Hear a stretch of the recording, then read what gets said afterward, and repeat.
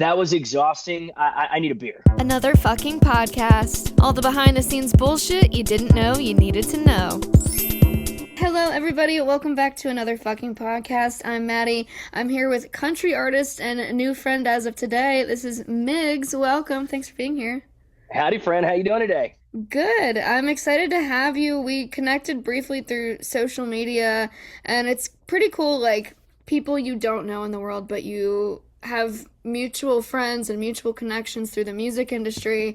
I just always think that's so interesting because it's a lot smaller of a circle than I think people realize. Absolutely. And it just like you said, the connections and the people who know, like you're a friend of a friend of a friend or something like that. Mm-hmm. It's like the power of honestly sharing in social media is really incredible, especially as independent artists, whether it's music or dancing or podcasts as Yeah. well.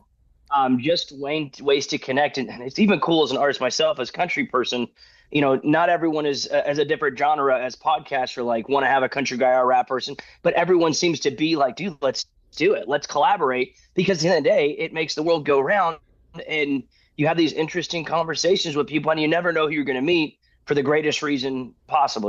100%. So thank you for joining me on that note because I do think it is really special to like have social media, especially it's just someone you're following on Instagram and then suddenly you get someone new and you get to have new experiences with that. I don't know a ton about your work. I've done a little stalking on Instagram, but also for my listeners too. Tell us about your career as a working musician, how you got started, where you're at currently. Tell us all about Miggs country music. Yeah, so originally from Austin, Texas, which I like to say is the most non-Texas part of Texas. Been playing music since I was young. Started in like show choir back in the day in high school, which I was supposed to go to calculus, and they put me in choir, and the choir teacher was like, "Hey, you can sing." And next thing I knew, I was doing state competitions for choir and stuff. And then got into the church scene with worship music and young adults ministry stuff like that. Joined military, and that's where I kind of took music on the road. Everywhere I went to, from Mississippi, Arizona, Portugal, Afghanistan, and Germany, all across Europe, I played. I sang, and Mm-hmm. it was a lot of fun. It's one of those things. Social media, I really got the social media presence kind of started in about 2022, 23, which by that time, all the social media blow ups from kind of that COVID era had already kind of popped. So I was like, dang Right. it, I wish I would have hopped on, shoulda, coulda, woulda. And we all as creators wish we did back then of like, 100%. even back with like vines and stuff Oh back my in the God, day, yeah. you know. But yeah, been playing music ever since I can remember. Country music really kind of that's just where my writing kind of continued. Mm-hmm. And it's not, and it's funny when I tell people I'll play country music, I'm like, come to a show, it's not your granddad's country. And don't get me wrong, I love Waylon Jennings and Willie Nelson, all those guys, but mine is kind of more of a high energy, high rock, rowdy good time, friends, family, good stories, and just let's create some memories because the world sucks sometimes, and let's forget about it and smile. Yeah.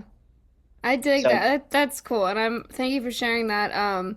With that, where were your influences growing up? Like, was like if you're not just straight from country, like where were your influences musically, or what were you into that got you to country? all over the place, to be honest with you. So growing up in a split family household, my dad lived in Alabama, my mom and my stepdad and my family there, we lived in Austin. And so my dad was huge in the country area, loved 90s country and older country stuff like that. And my parents, I'm a 90s kid, and I Mm-hmm. like to say that 90s is the best damn decade for music across the board. Hip hop, country, R&B, pop. Like there's just so many cutting edge different grunge. There were so many new genres, kind of like there is now, Oh, 100%. that were just blowing up at the time. You got Beastie Boys, DMA, all this kind of Tupac, Biggie, all that stuff. Alan Jackson, George Strait, kind of really hitting the scene. So for me, and even with the Christian rock scene and stuff like that, it's all been a combination of all that stuff. Mm-hmm. I had a meeting the other day with another podcast. They're asking like three favorite albums: John Mayer Continuum, George Strait Pure Country, and My Chemical Romance Black Parade. So when it comes to influences, it's Yeah. it's all over the spectrum because I think that's a testament to an artist in general or people that are Mm-hmm. just into the artistry is respecting it all as it comes. I Yeah. mean, does that make Yeah, sense? yeah, even if you're not gonna like go on stage looking like you came out of a hot topic personally, Right. still appreciating that as an artist, I think is like one of the most important things because I think it is also evident with a lot of people and artists that maybe just stick to like one big influence. That's great, but you might sound just like that one thing versus having, like what you're saying, a little bit of Green Day, a little bit of My Chemical Romance, a little bit of Morgan Wallen or whatever it is. Like, Right, right. I think that adds a lot of diversity to what people do, which is cool. While we're getting to know you, also, where does the name Miggs come from? It's short for Miguel. Oh, So okay. yeah, yeah. So Miguel is my God-given government name. When I was growing up, about sixth grade, it used to be Miggy, and in like church camp and stuff like that. And as I grew up into high school, there was a big Miguel, and I was little Miguel because he was a senior, I was a freshman, and they called him Miggs. So he was Big Miggs, and I was Little Miggs. And by the time he graduated, I just became Miggs, and it stuck through thick and thin. And when I was like, hey, how do I want to do this?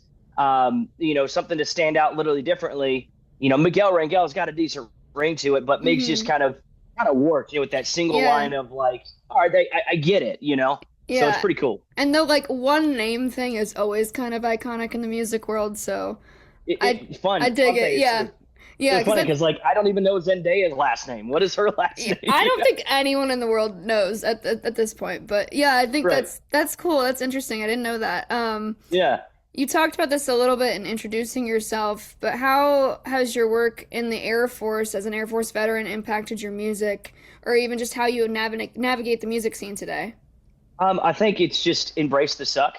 We all know as artists, as independent company owners, LLCs, whatever, that you're always faced a lot of adversity, and you are your biggest fan. You're going to be your biggest fighter for what you believe in and what you do, and go out and chase it. Not say don't take no for an answer, because you shouldn't. Don't quit. You're always going to have that someone's going to say no, but just go on to the next one, or that you may be ignored, and that's okay until you get that one yes or whatever else it is. So I'm over here in Maryland now, still working with the military and the DoD, and coming here, like a lot of these venues and stuff like that, when it comes to bars and festivals, like you have to have a booking agent. Mm-hmm. And I never liked the idea of like giving somebody 15% for why I could go out and introduce myself or whatever. At the Right. end of the day, it became, myself, and then my team as well, with my pops and my guitarist who does music direction for us, kind of get the whole band together. It was like, hey, let's put together a product and sell that product to where it doesn't matter if we do or do not have a booking agent. They will help us get to those certain things, Mm-hmm. but let's put together a solid product where it's like, hey man, without a doubt, we're going to show this to a venue, and they're like, dude, we want you. Let's Right. show what you can bring, build the brand, and so the military really did just help me kind of realize that, hey, push it forward, keep on going. It's going to be a struggle, but you're Mm-hmm. going to get through it, and it's all worth it in the end. Um, it, 100%. it, it's funny. So I know it's kind of childish, but Olaf back from Frozen, I've got a 12-year-old daughter and a newborn actually now, but in Frozen, Congrats. he said, thank you, appreciate it. He said one thing that was really always stuck with me. He said, it'll all make sense when you're older. Hmm. And so that's kind of where I look at it. Like, whatever you're doing, with whatever you're doing, Right. it'll all make sense when you're older. Yeah, the path will lead you the way it's supposed to eventually, and eventually it'll all fall into place. And I do think it's true with the music industry and entertainment in general is there are so many no's and there are so many like struggles of how the fuck do I even open the door or see where the door is? I have to find the Right. hallway where the door even exists.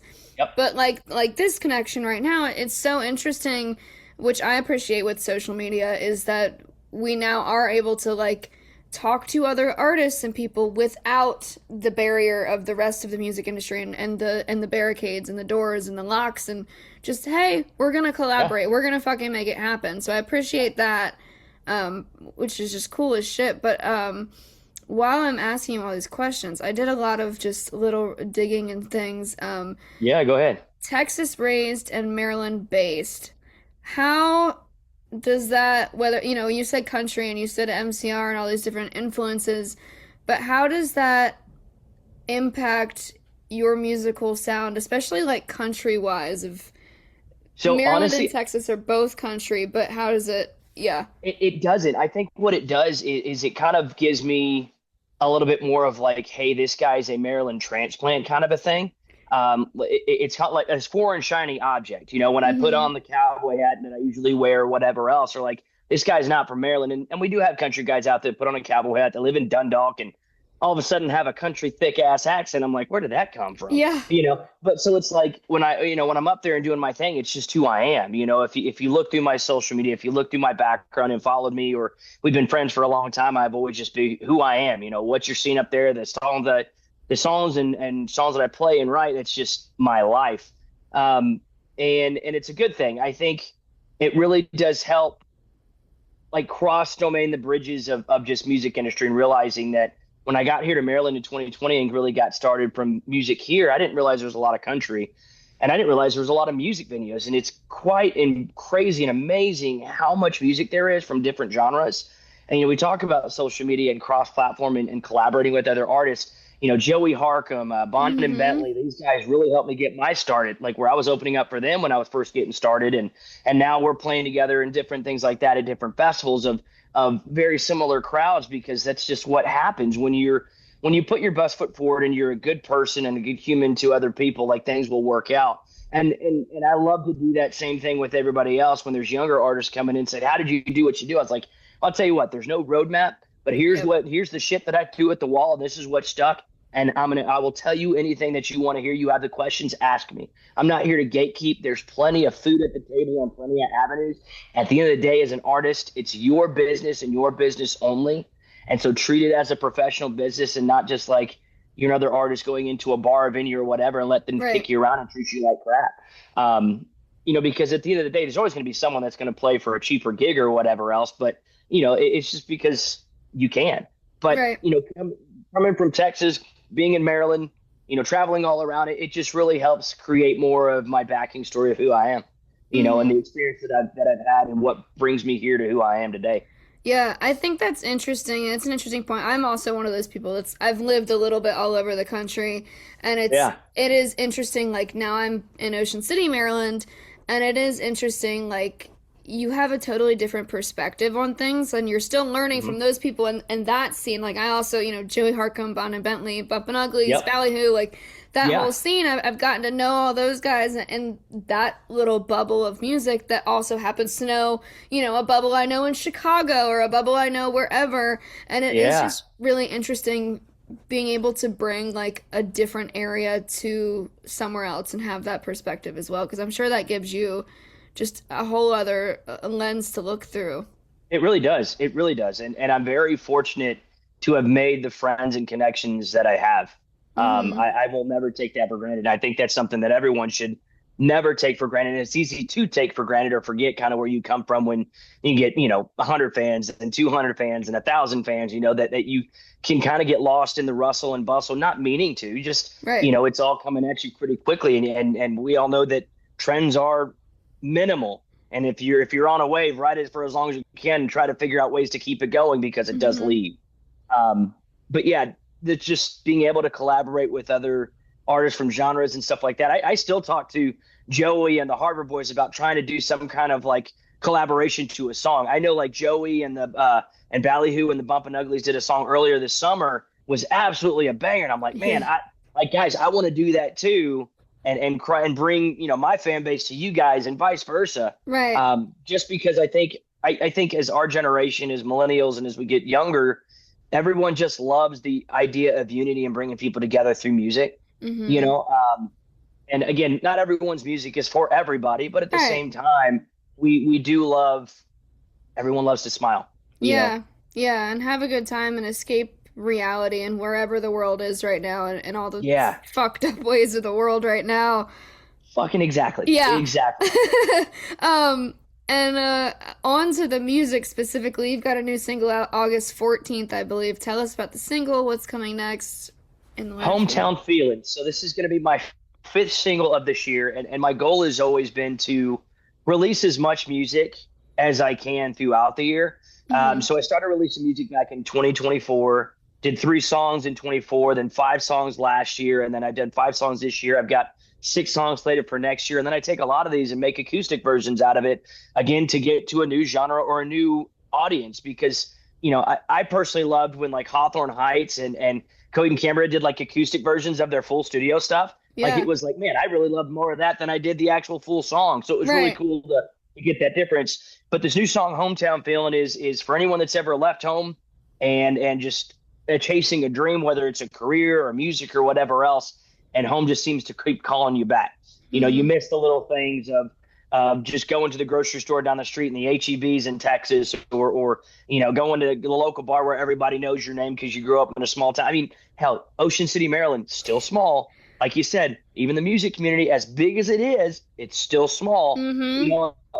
And for me, being in the military and overseas for 5 years, there's simplicity of things that you just continue to miss. Chick-fil-A, Chipotle, Yeah. different stuff like that of like conveniences. So that's where this song really relates to. And I've showed it to a couple people, and I think it's something that a lot of people can relate as we get older.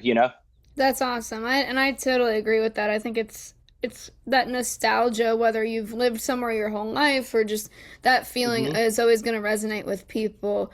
Another Yeah. one of your songs that I was looking at, which is a big kind of theme on this podcast of the fun, bullshit, goofy side of things, as well as just, talking about all of it and the Yeah. candidness of this industry. Your song, You Could Use a Beer. I feel like you have to have some pretty cool stories surrounding that. You've got some party atmosphere vibes going on. What's the message there? It's fun. I've always had a show. Whenever I started playing shows here locally in Maryland, I never wanted to be just background music. I Hmm. love to play and sing because I've enjoyed it. That's what God gave me a gift, and I like to play and make people happy. But I always wanted to play upbeat songs. I never wanted to sound like it was an elevator pitch song that you can listen to and you can fall asleep. Like, no, it's a Right. Friday night, it's a Saturday night. I'm here to kind of bring the vibe up, not bring it down. Um, we all work our asses off. We all know that life is a lot more expensive than it was when our parents were growing up. Yes. Those eggs, that gas, I don't care who's in office, whatever. It's just hard. Life is hard. And we all know that sometimes, like, you could use a beer.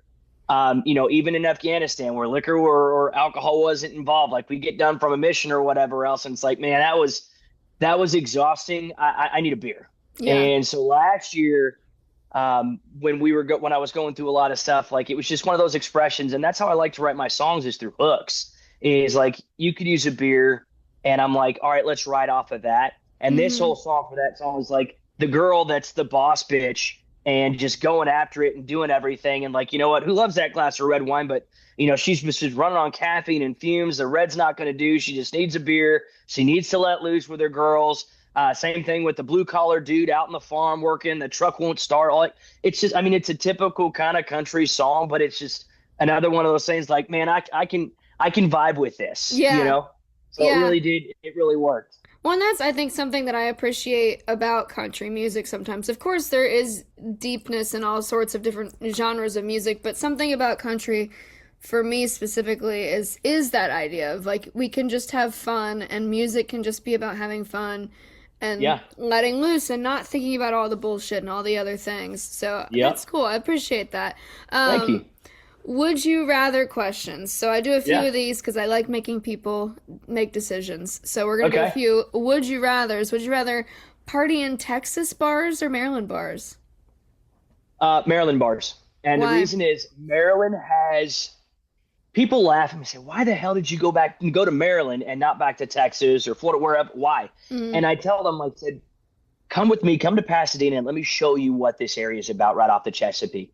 There's nowhere else in this country, in the world, where you can drive 3 hours west and be in the hills of West Virginia and Shenandoah. Anywhere east, and you're going to be in Assateague with the wild horse and ponies. As many tiki bars as you can count on 15 different hands up and down the Chesapeake. Watching the Blue Angels fly around. There's just so many things. And from Texas, we had a couple tiki bars or whatever on Lake Travis and Buchanan, but nothing like Maryland has. mm. So I just love that part, and I love neighborhood bars here in Maryland, especially in Pasadena. Actually, there's one of the most infamous ones right now. He's the oldest bartender in the world, Oh, I've Irv seen from that. Irv's Yeah. Basement. He's turning 103 this year. He is technically the oldest bartender in the world as of June or May of this year, because the other old bartender, who was a Spaniard bartender, recently passed, who was 104. That's So this is insane. his birthday is actually August 29th. So if you happen to find yourself in the area, come on to Irv's Bar. It's a big festival. It's a big thing. So but again, just bars in every neighborhood. It's just really cool. The Hmm. uniqueness of just your grandparents drank there, then your parents drank there, now you drink there, and I'm sure your kids are gonna drink. It's just neat. I just love the atmosphere of the Maryland bars. I agree. With Texas and Maryland also, are you more seafood or steak? Steak, steak. Okay. But I'll do a surf and turf. Okay, And it's yeah. funny. I gotta say, there's. I think I moved to actually. In fact, I know I moved to the best state possible outside of Texas, because there's no other state that has as much pride, if not more, than the state of Maryland and the Free State. Man, I tell you, everyone just. I'm from Maryland, blue crabs on the Mm-hmm. water.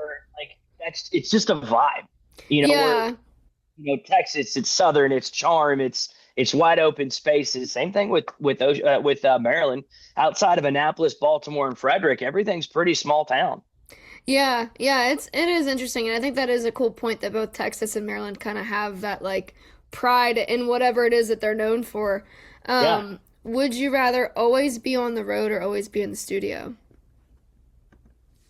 on the road, on the road, because I think my creativity comes from the experiences that I get to have with by myself, with my band, with my family, and that's where things kind of keep on flowing. Like I love actually get the most influence too when I go see a concert or a show Mm-hmm. and I hear something and I'm like, oh, I got to get to writing something. Or I hear a hook or something in my head. I'm like, because it just gets those creative juices flowing. And I'm sure you Yeah. get the same way when you listen to a certain part. Like, oh man, that was a great outlook on this. I want to talk about that next time I interview somebody or whatever else. So it's really Mm-hmm. cool.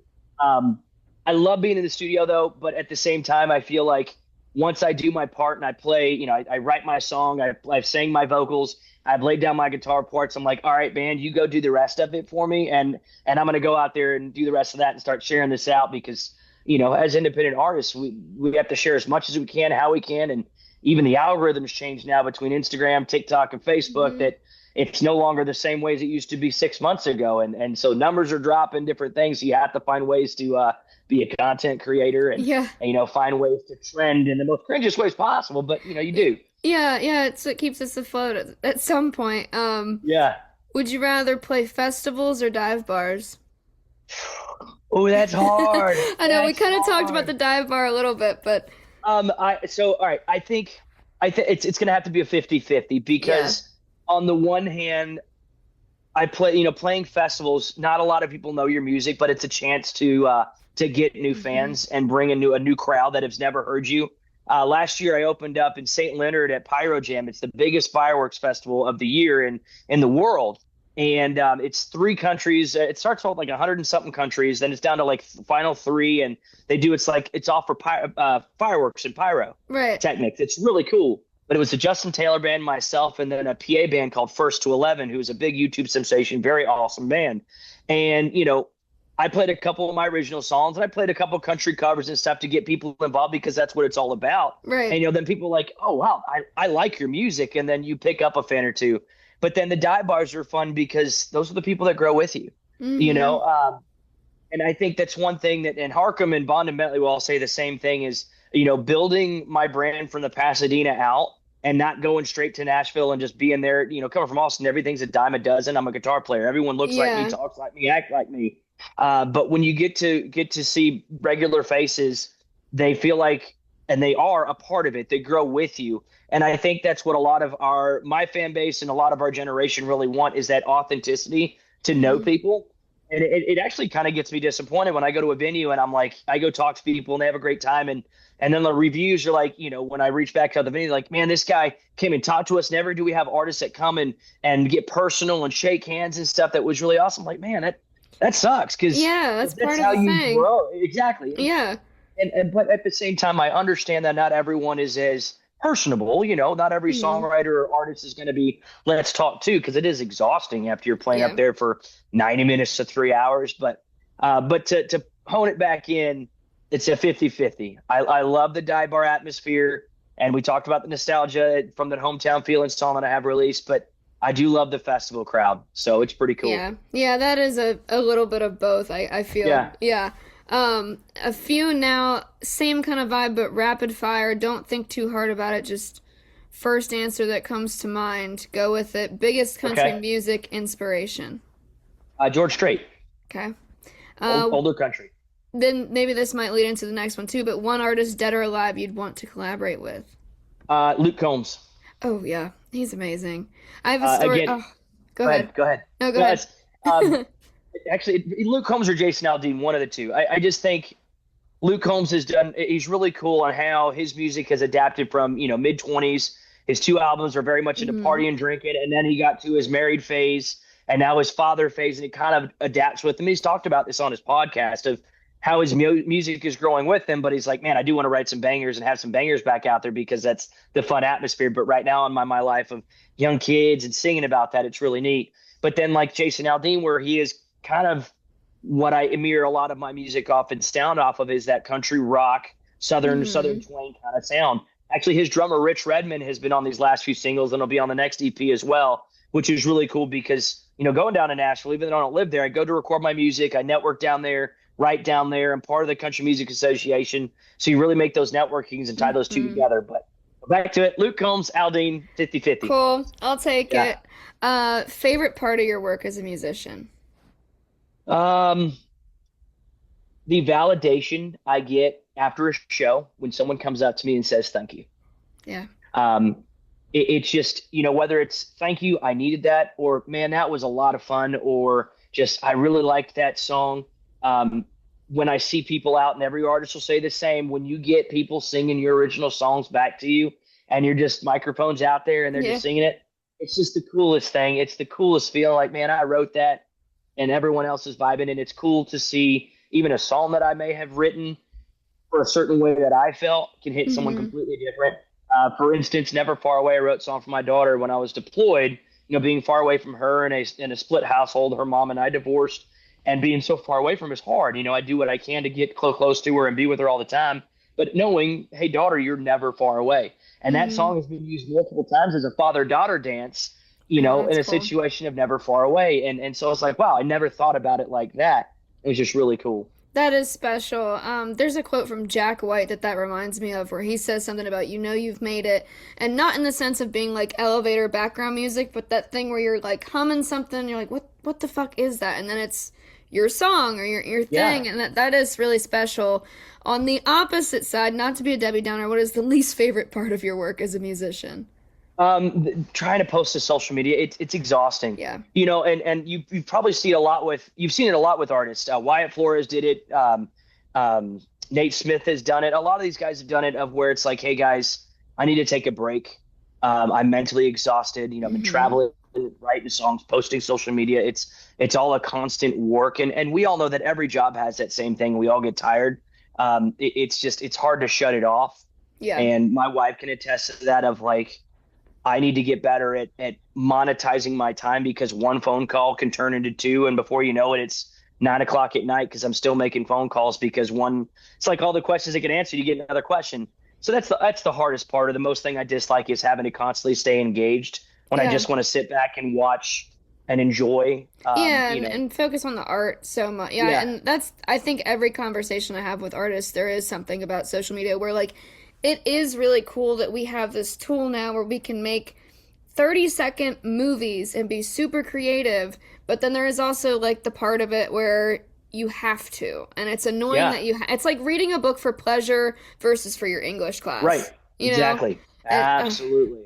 it's It's it's tough, a and there's a lot of competition out there, and that's hard too because where when we grew up, I'm 37 years old. Growing up, you only listened to whatever your parents had on CD or mhm. cassette tape or whatever's on the radio.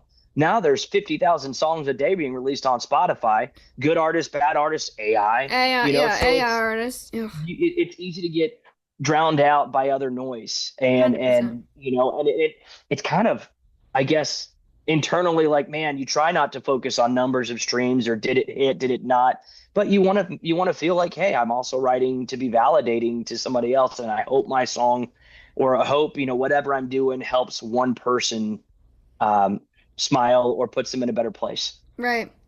Well, awesome. With that, I'm gonna wrap things up with just one more grand finale. Thank you again for joining me. I so appreciate you. Well, Maddie, Um, thank you so much. I appreciate being here on your podcast. yeah, Miggs Country Music on another fucking podcast. What do you think the world needs to know? We've kind of touched on it a little bit with modern day country music and your music, the stories and lessons of Miggs Country Music. What do you think your hoping to share with the world? What do you want the world to take from your music? Life is a party. Let's get a little rowdy. Oh, I Like like that. keep the glass is always half full. It's all about perspective. Your glass is half full, not half empty. There's always, and I'm gonna get real with you real quick. We just had our daughter, so second child between my wife and I. We lost our son last year at 6 days old. Wow. I lost my father 2 years earlier than that. The day I told him I found the ring for my wife. I lost my stepmom 3 years earlier than that. I lost my best friend 2 years earlier than that. Life will and can find a way to kick your ass and kick you on the Mm-hmm. ground. Work with it, work through it, and be bigger than your circumstance, and just go out there, have fun, make memories. And it's going to be hard. It is tough, but find ways to get rowdy with your friends, your family, and the people that you care about most. I love that. Thank you so much for sharing that because that's special and that's really cool to always have that positive outlook, especially in this fucked up world, the fucking entertainment industry. Another fucking podcast, another Another fucking interview. podcast. That's right. Well, Well, thank you. Maddie, I appreciate you having me on MiggsOfficial.com for all my shows and Miggs.countrymusic on all social medias. And I really appreciate the opportunity and sharing with me. And I'm at a country call in Ocean City in your neck of the Awesome. woods, October 3rd. So if you're not happening to be that way, come Yep. on by. All right, I'll see you then. See ya. Adios.